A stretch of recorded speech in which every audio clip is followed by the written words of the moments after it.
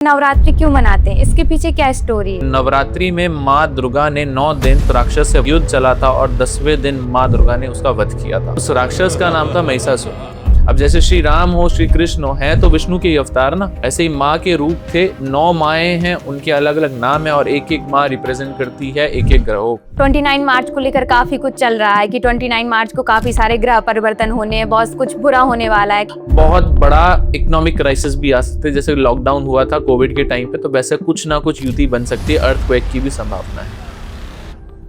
और एक मैं आपको इंसिडेंट शेयर करना चाहूंगा। पिछली नवरात्रि पे मैं पूजा कर रहा था, आंखें बंद करी मैंने और एक आंखें दिखी और चरण दिखे। I was just like shocked.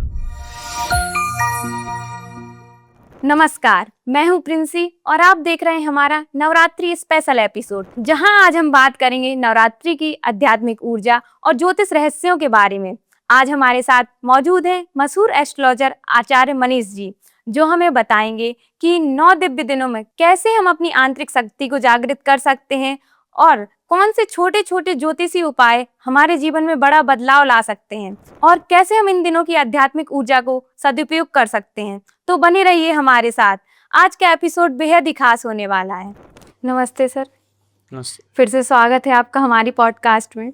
तो सबसे पहले मैं जानना चाहूंगी कि नवरात्रि क्यों मनाते हैं, इसके पीछे क्या स्टोरी है? नवरात्रि में माँ दुर्गा के 9 रूपों की पूजा की जाती है। माँ दुर्गा ने एक राक्षस था जिसको वरदान था जी, वो उसको कोई पुरुष मार नहीं सकता, ना देवों में कोई मार पाया। तो सारे भगवानों ने भोले बाबा से, ब्रह्मा जी से, विष्णु जी से प्रार्थना करी कि कोई ऐसी शक्ति, कोई ऐसी ऊर्जा आप यहाँ भेजें जिससे कि उस राक्षस का वध हो सके। तो नवरात्रि में माँ दुर्गा ने 9 दिन उस राक्षस से वध चला था और 10वें दिन माँ दुर्गा ने उसका वध किया था। उस राक्षस का नाम था महिषासुर।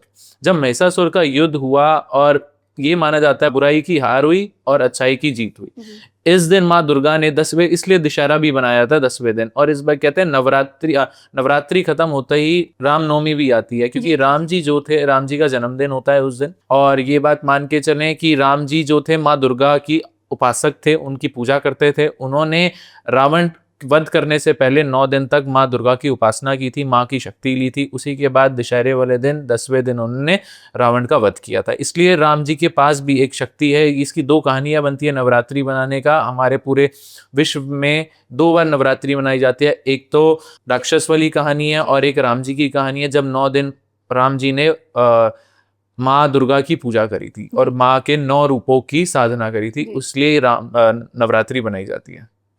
तो जैसे नवरात्रि के 9 दिनों में माता के अलग अलग रूप की पूजा की जाती है, 9 अलग अलग दिन।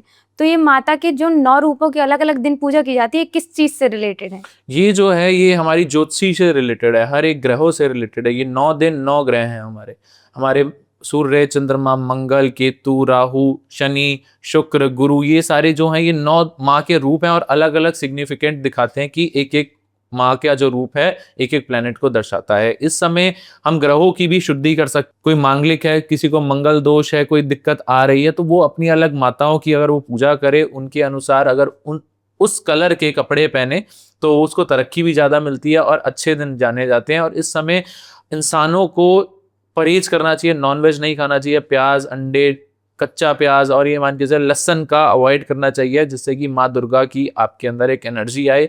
और आपको पाठ करने चाहिए, माँ के दुर्गा स्तुति पढ़नी चाहिए जी। जो माता के 9 रूप हैं वो 9 ग्रह से रिलेटेड है, तो हर इंसान को अपने अलग तरीके से पूजा करनी चाहिए माता? नहीं, माँ के 9 रूप है, 9 दिन है, हर एक दिन एक एक माँ के रूप है। माँ तो एक ही है ना, उसके रूप है, उसके अलग रूपों से उसने पूजा करी, वध हुआ, जैसे भी वो अलग रूप है माँ के। माँ तो एक ही है ना, माँ दुर्गा की उपासना की जा रही है। अब जैसे श्री राम हो, श्री कृष्ण हो, हैं तो विष्णु के अवतार ना, जी जी जी। ऐसे ही माँ के रूप थे। 9 माएँ हैं, उनके अलग अलग नाम है और एक एक माँ रिप्रेजेंट करती है एक एक ग्रहों। तो जैसे इस बार नवरात्रि 8 दिन की होने वाली है, वैसे नवरात्रि तो 9 दिन की होती है, तो ये 8 दिन की कैसे? ये प्लानिटरी पोजीशंस के अकॉर्डिंग होता है। ये प्लानिटरी पोजीशंस है कि भाई जो रामनवमी बनाई जाएगी वो एक प्लानिटरी पोजीशन है। वो प्लानिटरी पोजीशन जब सूर्य और गुरु की युति बनती है तभी रामनवमी बनाई जाती है। और सूर्य और गुरु की युति जो है वो 8वें दिन 9वें दिन ही बनाई जा रही है। तो रामनवमी जो रामनवमी बनाई जाएगी वो हमारी 6 मार्च को बनाई जाएगी। जी जी जी। तो सर जैसे अभी हमारी नवरात्रि 30 तारीख से शुरू हो रही है बट 29 मार्च को लेकर काफी कुछ चल रहा है कि 29 मार्च को काफी सारे ग्रह परिवर्तन होने हैं, बहुत कुछ बुरा होने वाला है, काफी सारे एस्ट्रोलॉजर लोगों को डरा रहे हैं। तो क्या ये जो 29 मार्च को होने वाला है इससे हमारे नवरात्रि में कुछ इफेक्ट होगा? नहीं, देखिए जी, 29 मार्च को शनिदेव महाराज कुंभ राशि से मीन राशि में जा रहे हैं। जी। तो हर 2.5 साल बाद शनिदेव महाराज परिवर्तन तो करते ही करते हैं, मगर इस साल क्या अनोखा है? इस साल ये अनोखा है कि जो कुंभ राहु बाबा है वो मीन में पिछले 16 महीने से वहीं बैठे हुए हैं, और जो उनका ट्रांजिट है, उनका जो गोचर होने वाला है वो 14 मई को होने वाला है। अब ये मानो कि शनिदेव महाराज 2 महीने पहले जा रहे हैं, और जब शनि और राहु की युति बनती है वो तबाही वाली युति बनती है कि भैया डाइवोर्स योग, अलग अलग अनएक्सपेक्टेड, जो लोग हाइक पे पहुंचे हैं वो बिल्कुल नीचे आ सकते हैं इस टाइम पे। जैसे सोशल मीडिया में आपने देखा होगा, लोग वायरल हो रहे हैं, बहुत अलग अलग फेम मिल रहा है, कोई छोटा से छोटा व्यक्ति भी है वो भी वायरल हो रहा है। तो ये बात माने वो शनि और राहु होगा। अब जो जेन्युइनली वैल्यू होगी ना, जिसकी जो सच में अच्छा काम कर रहा होगा, उसका कंटेंट जो है अच्छा होगा, वही वायरल होगा। बाकी लोग अभी बैठ जाएंगे, और जितने भी धोखे वाले काम होने हैं, अनएक्सपेक्टेड खर्चे, अनएक्सपेक्टेड एक्सपेंडिचर होगा ही होगा। इस समय शनि और राहु की युति बन रही है, और ये बात माने इस साल 2025 में कुछ छोटा तो हो नहीं रहा, हर एक चीज बढ़ी जा रही है। चंद्र ग्रहण आया, सबसे बड़ा चंद्र ग्रहण आया, फिर होलिका थी, होलिका वाले दिन हमारा चंद्र ग्रहण था। तो 3 चीजें एक साथ बड़ी, पूर्णिमा, चंद्र ग्रहण, होलिका, तो कितना बड़ा दिन था। तब उसके बाद से भी लोग नेगेटिव बहुत ज्यादा हो गए हैं। उसके बाद अब सूर्य ग्रहण आ रहा है। सूर्य ग्रहण इस साल का सबसे बड़ा सूर्य ग्रहण है, वो भी 29 मार्च को आ रहा है। 29 मार्च को ही शनि का गोचर है, शनि जो जा रहे हैं राहु के साथ जा रहे हैं, तो कहाँ से इंसान बच सकता है? तो तबाही वाला तो है ही ना। तो सूर्य, ये मानो जब सूर्य पे ग्रहण लगता है वो राहु लगाता है, तो ये मान के चलो कि सूर्य के साथ राहु बैठ जाएंगे आने वाले 29 मार्च के, मतलब वो भी मीन राशि में परिवर्तन करने जा रहे हैं। जो परिवर्तन कर देंगे तो सूर्य, शनि, राहु एक साथ बैठे होंगे हमारे मीन राशि में। मगर हिंदुस्तान में वो इफेक्ट्स नहीं दिखेंगे। अमेरिका में, यूएसए में, ये मान के चले साउथ अफ्रीका की तरफ, यूरोप की तरफ कुछ कंट्रीज में हमारा सूर्य ग्रहण है, बट इंडिया में नहीं है। मगर इफेक्ट तो कहीं ना कहीं हमें दिखने को मिलेगा ही मिलेगा। उसके अलावा ये बात मान के चलें कि जो टाइम पीरियड है राहु का और शनि का, तो ये 14 मई तक है। तो 14 मई तक आप अपने फाइनेंसेस को संभाल के चलें। अनएक्सपेक्टेड खर्चे और ये मानो बहुत बड़ा इकोनॉमिक क्राइसिस भी आ सकते हैं, जैसे लॉकडाउन हुआ था कोविड के टाइम पे, तो वैसे कुछ ना कुछ युति बन सकती है। अर्थक्वेक की भी संभावना है। तो ये 15 मई तक काफी बुरे दिन चलने वाले हैं। बुरे दिन कहेंगे। और ये बात मान के चले, हम नवरात्रि से कनेक्ट ऐसे हम कर सकते हैं कि जैसे गोचर हो रहा है, गोचर की अगले दिन ही माँ आ रही है जी। तो जैसे कि एक राक्षस था, एक राक्षस का जैसे वध किया माँ ने, तो माँ एक पावर लेकर आ रही है जो माँ की आराधना करेगा। इसलिए ये जो 9 दिन है ये बहुत शक्तिशाली है। इसलिए 9 ग्रहों की भी अगर शांति करनी है तो इन 9 दिनों में ही करें, जो ज्यादा अच्छा रहेगा। कोई व्यक्ति अगर पूजा पाठ करवा सकता है, 9 ग्रह शांति करा सकता है, हमारे थ्रू हम करवाते हैं, माँ कामाख्या में भी करवाते हैं, उज्जैन में भी कराते हैं। तो अलग अलग लोगों की पूजाएं चलेंगी, तो अगर वो बैलेंस करवा लेते हैं लोग तो ज्यादा अच्छा रहेगा। क्योंकि क्या वो नेगेटिव ऊर्जा बनी है। एक तो होली के बाद से बहुत लोगों के ऊपर नेगेटिव वेव्स आई हैं। उसके बाद ये जो अब आ रहा है साढ़े सती भी शुरू हो रही है, मेष वालों की साढ़े सती शुरू होने वाली है। तो ये मान के चलो नेगेटिविटी ऊर्जा ज्यादा है, शनिदेव और राहु का प्रभाव भी ज्यादा है, तो थोड़ा सा डिजास्टर आएगा। अपने प्लैनेट को बैलेंस कराएं जिससे कि सब कुछ ठीक रहे। और नवरात्रि का ये मान के चले, नवरात्रि जैसे एक बोलो दिक्कत आई और अगले दिन से ही माँ हमारे साथ है, ठीक है, दिक्कत तो हो गई ना, वो ट्रांजिट तो हो गया। अब वो दिक्कत 9 दिन अगर आप किस वे में करते हो, ये 9 दिन अगर आपने अच्छे से पावर ले ली, उनकी माँ की पूजा कर ली, माँ की आराधना कर ली, माँ के लिए जाप कर लिए, अपनी चीजें प्याज लहसुन नॉनवेज अल्कोहल छोड़ दी, बुरे कर्म छोड़ दिए, झूठ बोलना छोड़ दिया, तो माँ की पावर, माँ की शक्ति आपको प्राप्त होगी। और आप लाइफ में बाकी जो 14 मई तक जो डिजास्टर है उसको भी सेव किया जा सकता है। If there is a problem there is a solution also. जी जी जी।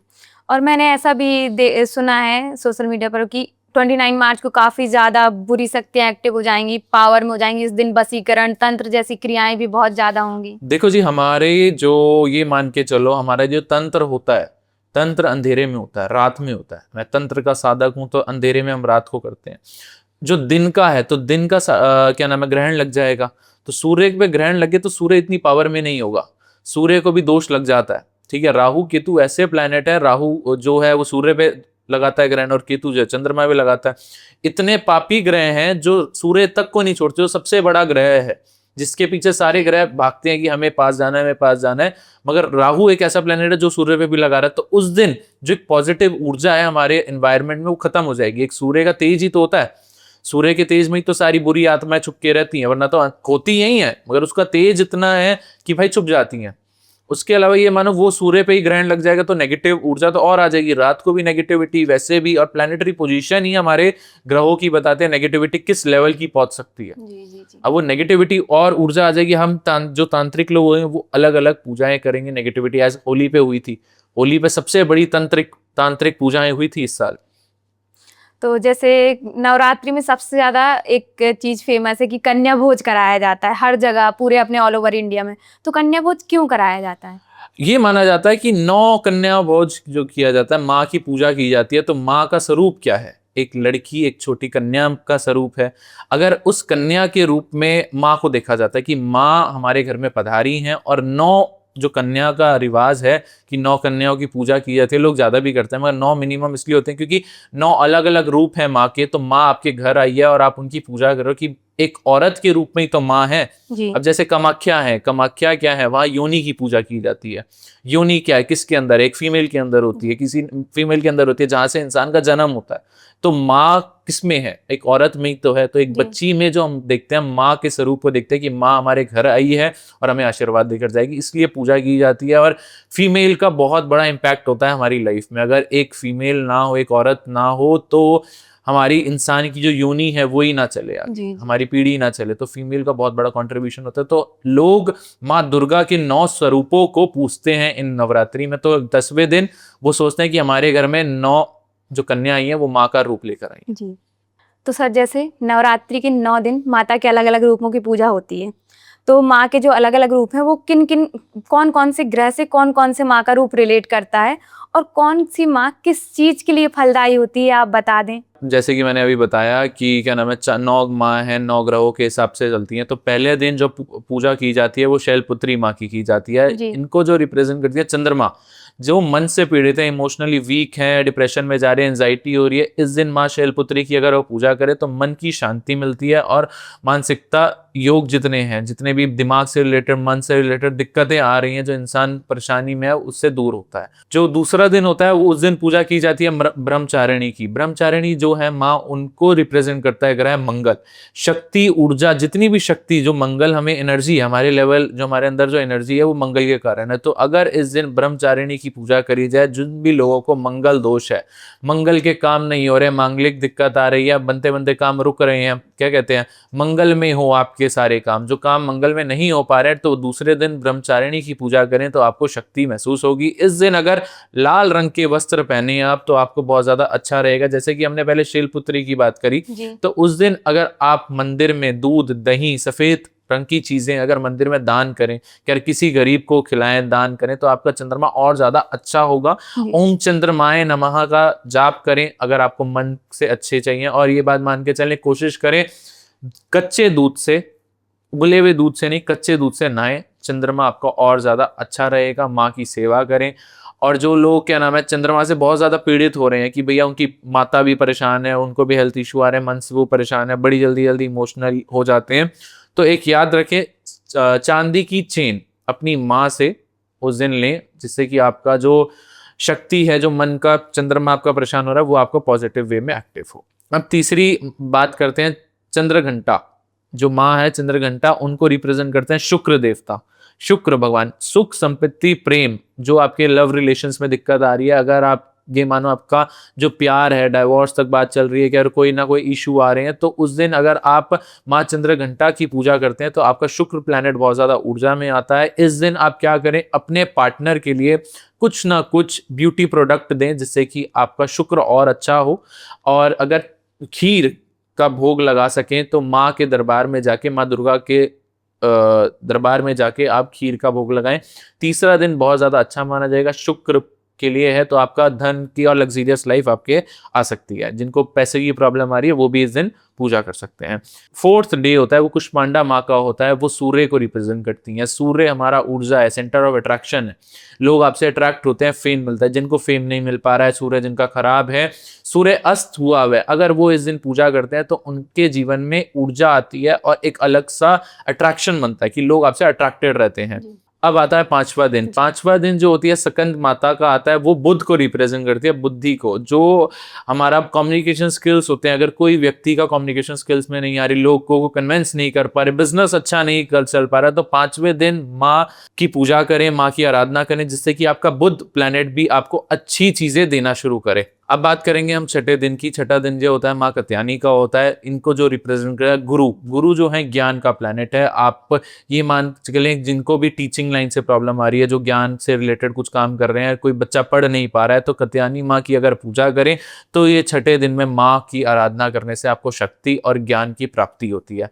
काल रात्रि जो है सातवां दिन, सातवें दिन काल रात्रि माँ की पूजा करी जाती है। इस दिन शनिदेव महाराज की को प्रतीक होती हैं काल रात्रि। अगर ये मान के चलें जिनकी भी साढ़े सती शुरू हो गई है, जैसे कि मेष वाले जातकों की, मीन वाले जातकों की जिनकी साढ़े सती शुरू हो गई है, अगर वो काल रात्रि माँ की पूजा करें तो उनका जो यश है बहुत ज्यादा मिलेगा, उनको जो पीड़ा उनको शनिदेव से मिलने वाली है वो कम हो जाएगी।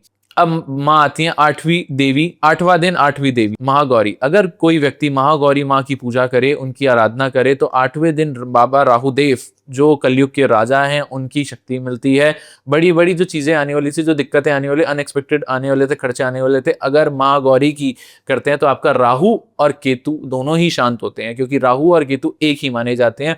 तो ये मान के चलें इस दिन अगर माँ गौरी की पूजा की जाए तो आपको राहु बैलेंस हो सकता है। नौवें दिन आखिरी माँ सिद्धिदात्री। ये माँ जो है केतु को रिप्रेजेंट करती हैं। ये जो है मोक्ष की प्राप्ति दिलाने के लिए, क्योंकि केतु जो है मोक्ष के लिए माना जाता है। अगर इस दिन सिद्धिदात्री माँ की पूजा की जाए तो केतु आपको बहुत ज्यादा अच्छा बैलेंस रहेगा। अगर किसी व्यक्ति को पुत्र प्राप्ति नहीं हो पा रही है, क्या संतान में दिक्कत आ रही है, तो वो इस माँ की जरूर से जरूर पूजा करे, जिससे कि माँ आपके घर में एक संतान की प्राप्ति हो। सर जैसे ये तो बात हो गई माता के अलग रूप और नवग्रह के बारे में। अब जैसे सर कुछ लोग की प्रॉब्लम होती है कि उनकी ग्रोथ नहीं हो पा रही है, जैसे वो कुछ साल पहले भी उसी पोजीशन पे थे, पहले भी 1 लाख रुपए महीना कमा रहे थे, आज भी वो 1 लाख रुपए महीने ही कमा रहे हैं, कोई नई अपॉर्चुनिटी नहीं मिल रही, कुछ नहीं हो रहा, ग्रोथ अटक सी गई है। तो ऐसे लोगों के लिए कोई उपाय? देखिए जी, पहले तो ये बात है कि कर्म और आपके ग्रह, कि कौन सा ग्रह आपको परेशान कर रहा है जो आपकी ग्रो को होने नहीं दे रहा।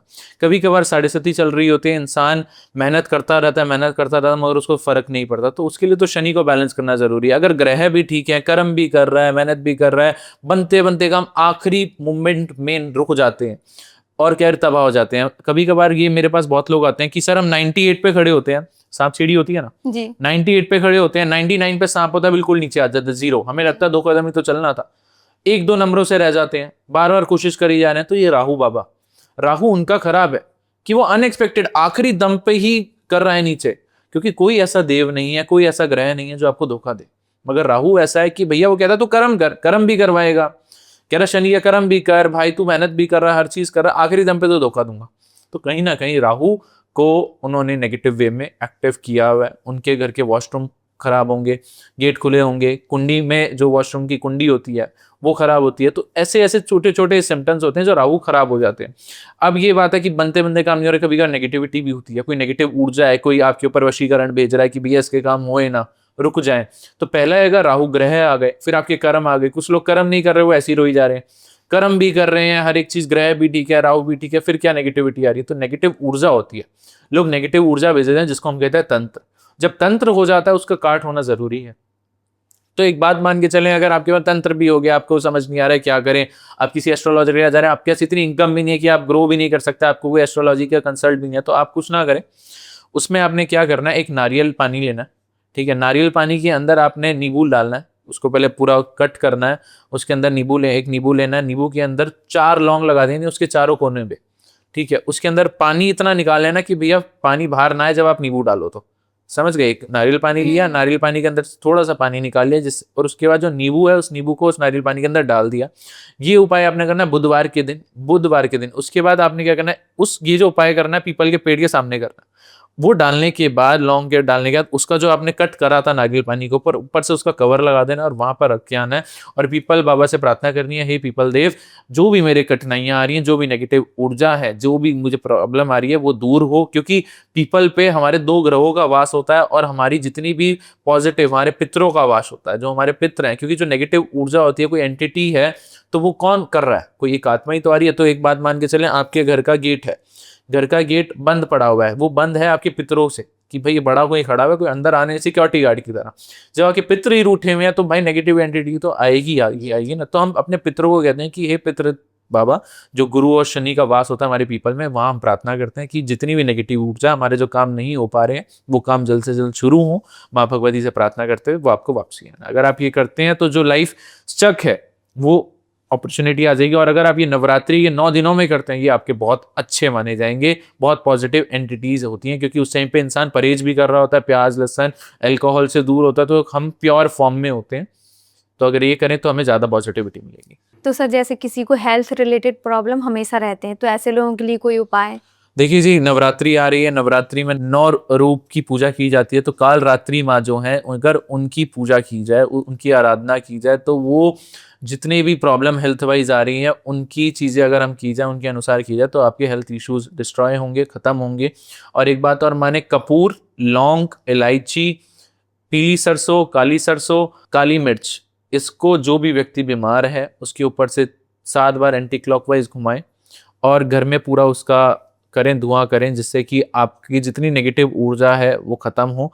और अगर आप उपला जो होता है काव डंग जिसको बोलते हैं, उपले के ऊपर ये चीज़ें करें तो जितनी नेगेटिव ऊर्जा आपके घर में है, डेली करो 9 दिन नवरात्रि में, जिससे कि नेगेटिव ऊर्जा आपके घर से दूर जाए। और जब वो जल के पूरा राख बन जाए, उसको किसी भी पीपल के पेड़ के पास रख कर आए, क्या फिर बहते हुए पानी में छोड़ के, उसको डस्टबिन में ना फेंकें। क्योंकि क्या है, एक आप पूजा करो, एक नेगेटिव एंटिटी को खत्म कर रहे हो, तो उसके थ्रू हो रही है, तो आप उसको थोड़ा सा रिस्पेक्टफुली आप उसको पीपल के पेड़ के पास या फिर बहते हुए पानी में छोड़ के आए, तो आपके ऊपर जितनी भी नेगेटिव ऊर्जा, जो भी बीमारी हो रही है, वो आपसे दूर रहे। तो सर जैसे सबकी नीड होती है मनी, सबको पैसा चाहिए, तो मनी के लिए कोई उपाय? देखो जी, मनी के लिए कोई उपाय तो नहीं है कि भाई बिना कर्म के तो पैसा आएगा नहीं, मगर हाँ एक सपोर्टिंग सिस्टम लग जाएगा, मतलब एक बूस्टर लग जाएगा। आप मेहनत कर रहे हो, कर्म कर रहे हो, और इस टाइम पे अगर करते हो तो माँ दुर्गा की पूजा की जा रही है, तो एक माँ की जा रही है, तो सारी माँ जितनी भी है, माँ लक्ष्मी, माँ सरस्वती, माँ दुर्गा, सारी माँओं की पूजा की जा रही है इस टाइम पे। तो ये मान के चलो, अगर आपको दिक्कत आ रही है पैसे रिलेटेड, आपके बनते बनते काम और एंड मोमेंट में मनी फ्लो रुका हुआ है, स्टक है, तो एक मंत्र है, ओम ह्रीम श्रीम क्रीम कुबेराय अश्च लक्ष्मी मम ग्रहे धनम पुरय पुरय नमः। मैं दोबारा रिपीट कर देता हूँ, ओम ह्रीम श्रीम क्रीम कुबेराय अश्च लक्ष्मी मम ग्रहे धनम पुरय पुरय नमः। ये कुबेर बाबा और माँ लक्ष्मी का है। इसका आप 108 बार बीट से करें, आपको जो शक्ति है, आपके बनते बनते काम, आपका मनी फ्लो शुरू हो जाएगा, जितनी भी नेगेटिव ऊर्जा है वो आपसे दूर जाएंगी। जैसे कुछ लोग की प्रॉब्लम है कि उनकी शादी नहीं हो रही है, या शादी के बाद पति पत्नी में आपस में झगड़े हो रहे हैं, या शादी के पहले लोग गर्लफ्रेंड बॉयफ्रेंड उनके बनती नहीं है, या कुछ झगड़े हो रहे हैं, तो ऐसे लोगों के लिए कोई उपाय? देखो जी, नेगेटिव ऊर्जा ये मान के चलो, जो राहु है, राहु का इन्फ्लुएंस है, सारे इन्फ्लुएंस में अपनी अपनी चीज़ें हैं। अगर ये मान के चलो आजकल आ रहा है कि फ्रेंड विद बेनिफिट्स है, सिचुएशनशिप है, ऐसी चीज़ें, तो ये राहु है ना। एक टाइम पे राहु को एक्सेप्ट करना सबके लिए मुश्किल था। Rahu it just like a booster जो एकदम से आएगा, वो कहता भाई ये सब बकवास है, जो शादी चल रही है, ये प्रथा जो चल रही है, सब बकवास है, मैं अपने हिसाब से करूंगा, लाओ रिलेशनशिप लाओ, ऐसे लाओ, धोखा दो, जितनी फरेबी है, झूठ, ये राहु का प्रभाव। इसके लिए राहु को बैलेंस करना जरूरी है। और राहु पूरे इन्फ्लुएंस में है। ऐसा कोई बच्चा बता दो जो सोशल नेटवर्किंग साइट पे ना हो, ऐसा कोई व्यक्ति बता दो जिसके पास फोन ना हो, गरीब हो अमीर हो, तो सारे राहु के इन्फ्लुएंस में है ना। तो राहु का इन्फ्लुएंस बहुत ताकतवर है, राहु का इन्फ्लुएंस छोटा मोटा नहीं है। तो राहु को हमें बैलेंस करना जरूरी है। और आपको लव लाइफ की रिलेशनशिप में आप लोग डबल डेट भी कर लेते हैं, मैरिज के बाद भी डबल डेट कर रहे हैं, मेरे पास आते हैं लोग। तो ये बात मान के, इसके लिए अगर आपको करना है तो राहु को बैलेंस करें। दोनों का, हस्बैंड वाइफ की शादी से पहले राहु को बैलेंस करें। गर्लफ्रेंड बॉयफ्रेंड तो नहीं कर सकते, क्योंकि आजकल कौन किसका है अभी कोई हमें नॉलेज नहीं है। और बाकी जिसकी शादी नहीं हो पा रही है, तो शादी के लिए एक रामबाण इलाज है, मैं आपको हमेशा ही बताया। क्या करना है, आपने 5 तरह की मिठाइयाँ लेनी है, गुरुवार के दिन पीपल के पेड़ के पास चढ़ानी है अलग अलग, और देसी घी का दीपक जलाना है आपने। और पीपल बाबा से प्रार्थना करनी है, हे पीपल देव, आपके हम बच्चे हैं, हमारे ऊपर जो दिक्कत आ रही है, हमारे बनती बनती शादी नहीं हो पा रही है, रिश्ते आते हैं रुक जाते हैं, रुकावटें आ रही हैं, तो ये आप उपाय करें, जिससे कि आपको जो भगवान हैं, गुरु हैं हमारे, शनि हैं, शनि और गुरु का वास होता है पीपल के अंदर। तो आपको गुरुवार के दिन करोगे तो अपने गुरु से प्रार्थना कर रहे हो। जो गुरु है, जो गुरु ग्रह है, वो भगवानों का आशीर्वाद लेकर आता है। तो सर जैसे ही किसी के ऊपर कर्ज बहुत ज्यादा हो जाता है, उतर नहीं पा रहा है, तो ऐसे लोगों के लिए कोई उपाय? देखो जी, कर्ज जो होता है ना, लोगों कि कुछ लोगों को तो कर्ज लेना ही नहीं चाहिए। अगर 6th हाउस में शनि बैठा हुआ है तो इन लोगों को तो कर्ज बिल्कुल लेना नहीं चाहिए, और वो ले लेते हैं तो पूरी जिंदगी निपटाते नहीं है, हो नहीं पाता, कर्जा खत्म नहीं होता। और कुछ लोग ऐसे होते हैं जो, जैसे अब नवरात्रि आ गई, नवरात्रि पे लोग कर्जा लेकर कुछ नई गाड़ी ले ली, ठीक है, कुछ फोन ले लिया, कुछ जैसे होता है ना सोना ले लिया, कर्जे पे ले लिया। तो जब कर्जे पे लिया जाता है तो उसका तो कर्ज कभी खत्म ही नहीं होता, क्योंकि हम पावन दिनों पे ही अपनी चीजें लेते हैं। कब लेते हैं हम? नवरात्रि पे लेंगे, दिवाली पे लेंगे, होली पे लेंगे, दशहरे पे लेंगे, ये होता है ना, धनतेरस पे लेंगे। जी, तो जी। अगर आपको कुछ लेना है तो कर्जा लेकर मत करो। और अगर आपको कष्ट में हो, जैसे आजकल लोन दुनिया लेकर चल रही है, फोन के लोन ले रही है, ये ले रही है, तो ये कोई फायदा नहीं है। तो ये तो भाई बेवकूफ़ी है। अगर वो सच में फाइनेंशियली प्रॉब्लम में है और लोन ले रहा है तो कोशिश करें कि पावन दिनों में ना ले, जिससे कि कर्जा उसके उतरे। और अगर कर्जा नहीं उतर रहा, डिले आ रही है, तो वो अपने शनि को कहीं ना कहीं खराब करके बैठा है, तो शनि को ठीक करे, और शनि को ठीक करे और बुध को ठीक करे, क्योंकि फाइनेंस का जो होता है वो बुध होता है। शनि और बुध को ठीक करे तो आपका जो प्लैनेट है, जो आपको जो वो दिक्कत दे रहा है, लोन का कर्जा दे रहा है, वो हटेगा। तो सर, जैसे एक लास्ट क्वेश्चन है मेरा आपसे कि आपने माता रानी का कोई चमत्कार देखा है नवरात्रि में जो आपको माता रानी से और ज्यादा जोड़ता हो? देखो जी, मैं तो माँ का ही साधक हूँ। माँ कामाख्या की पूजा करता हूँ, माँ दुर्गा की, मैं सारी 10 महाविद्याओं की पूजा करता हूँ। तो मेरी तो लगातार पूजाएं चलती रहती है। तो माँ ऐसा नहीं है कि नवरात्रि में ही मुझे दर्शन दे, तो माँ ने तो अपनी शक्ति का एहसास दिलाया। अगर मैं उससे कुछ मांगूँ, वो ऐसी माँ है कि एक बात मान के चलना, जैसे एक बच्चा नहीं होता, वो जिद करता है, जी। ठीक है, तो मैं भी जिद्दी बच्चा हूँ। मैं जब उससे बात करता हूँ ना, तो मैं ऐसे करता हूँ कि हाँ, मेरी माँ मेरी साक्षात बैठी हुई है, और उसकी जो ऊर्जा है, वो जो पावर है, वो मुझे कहती है हाँ तू आजा मेरी गोदी में बैठ जा। मैं तो जिद्दी बिल्कुल करता हूँ, तो वो पूरे अपने दिखाती है कि हाँ ये देख मैं हूँ तेरे साथ। और एक मैं आपको इंसिडेंट शेयर करना चाहूँगा।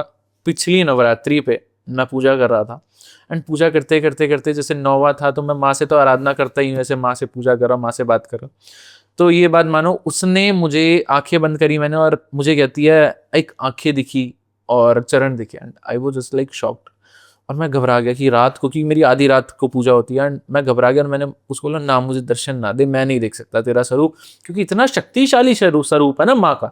माँ दुर्गा का ले लो, माँ कामाख्या का ले लो, माँ तो माँ ही है, ठीक है, उसके रूप अनेक हैं। माँ ने जब इस धरती पे, जब इस धरती पे कोई राक्षस ने दुखी किया है, तो माँ ने जन्म लिया है। क्योंकि कुछ ऐसी शक्तियां होती हैं जो एक मेल, जैसे कि मैंने अभी आपको एक स्टोरी सुनाई थी, एक राक्षस था, उसको भी मारने के लिए माँ आई थी, माँ प्रकट हुई थी। तो माँ का स्वरूप इतना ताकतवर है, माँ इतने गुस्से वाली माँ है, तो हम एक इंसान नहीं देख पाएंगे, क्योंकि हमने जो माँ को देखा है वो एक बहुत कोमल स्वरूप देखा है, कि माँ है हमारी जो शेर पे बैठी हुई है और हंस रही है, स्माइल कर रही है। मगर जो माँ का असली रूप है वो बहुत ज्यादा गुस्से वाला और ऊर्जा वाला, कि हम डर जाएंगे। तो हमें डराने के लिए नहीं, तो माँ को जब बुलाते हैं ना, तो माँ को कहते हैं, माँ, मैंने खुद बोला कि माँ मुझे ना बस अपनी इमेजिनेशन में ही रहने दे, कि तू मेरा ये स्वरूप है, मैं तेरा बच्चा हूँ, मुझे पता है तू प्यार कर रही है। आज की डेट में भी अगर मैं उससे कुछ मांगू ना, वो साक्षात देने आती है, वो कहती है ले, तू ले जा। ऐसी ऐसी शक्ति। देयर इज वन इंसिडेंट जो मैं शेयर करना चाहूँगा। मैं कहीं जाना चाहता था, ठीक है, आउट ऑफ इंडिया जाना चाहता था, एंड मेरा बार बार वीज़ा रिजेक्ट हो रहा था, ठीक है, उस कंट्री ने मुझे नहीं दिया, एंड वो रोक रही है कि ना जा। मुझे सपने में भी आया कि मुझे जिद थी, मैं कामाख्या पहुंचा, मैंने बोला भाई मुझे तो जाना है, मुझे कैसे भी करके भेजो।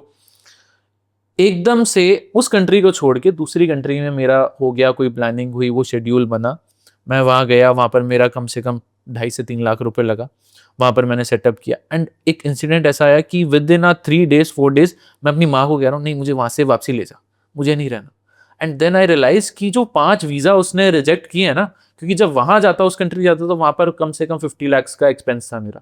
तो कह रही भाई बड़े एक्सपेंस होता है ना, बच्चा जिद करता है, माँ को पता होता है कि भाई ये खिलौना इसके लिए नहीं है, ये नहीं है, वापसी आएगा, मगर अभी जिद कर रहा, तो जिद में उसने मुझे दिया। और मैं जब वापसी आया तो मैंने उसको बोला कि हाँ, जिसके लिए मैं लड़ रहा था ना तेरे से, और उसी के लिए मैंने बोला नहीं, मुझे वापसी जाना है। तो तेरी महिमा तू ही जाने, उसकी बहुत अलग गजब महिमा है, ठीक है, उसको फील करो, उसकी पूजा करो, दुश्मनों का वो नाश करती है। उसने राक्षसों को नहीं छोड़ा, शांत जब तक वो है ना, जब तक वो शांति से बैठी है, तो बहुत अच्छे से बैठी है। जब उसका गुस्सा रुद्र रूप आएगा ना, तो एक काली माँ, काली एक औरत, माँ काली भी है, माँ दुर्गा भी है, माँ शेरावाली भी है, बिल्कुल माँ सीता भी है, माँ पार्वती भी है, माँ सती भी है। तो उसको ललकारो मत कि वो माँ काली बन जाए। जी। जी मनीष जी, हमने बहुत सारी चर्चा कर ली माता रानी के रूपों के बारे में, सब चीज़ों के बारे में, तो इस पॉडकास्ट को यहीं ख़त्म करते हैं। आपका फिर से हमें समय देने के लिए बहुत-बहुत धन्यवाद। जय माता दी। जय माता दी। यही था आज का नवरात्रि स्पेशल एपिसोड। मुझे उम्मीद है कि आपने कुछ नया सीखा होगा और आपको अपने जीवन में अपनाने लायक सुझाव ज़रूर मिले होंगे। अगर आपको यह एपिसोड पसंद आया है तो इसे शेयर ज़रूर करें। जय माता दी। आप सभी को नवरात्रि की ढेर सारी शुभकामनाएं।